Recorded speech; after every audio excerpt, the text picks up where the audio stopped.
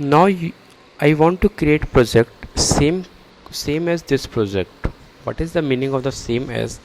There are the different schemes are available, like issue type scheme, workflow, the project lead sector. You can see all the details over here. I want to create one another project with a similar kind of this project. How I can do? You need to go to project, create project. Here you need to say create with shared configuration, choose project. So scrum test project I am selecting. Next, here I will give copy of.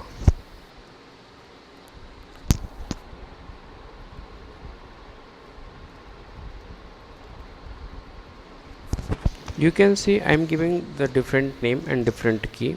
Okay, while submitting it will create the project. So once you will go to project setting, you can see this is you having the same scheme as your another project.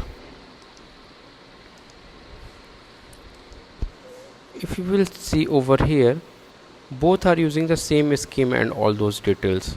So like this you can create a similar kind of project or similar shared project. You want to confirm, please click on issue type scheme. Here you can see this is the same thing. Here if you will click on this, you will see all the details are the same. So like this you can create a project from a different project.